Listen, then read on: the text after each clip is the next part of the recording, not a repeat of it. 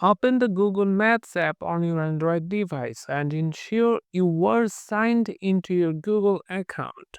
Tap on your profile picture or initial in the top right corner of the screen. Then select Location Sharing from the menu. On the next screen, tap the Share Location button. You will be prompted to choose how long you want to share your real-time location.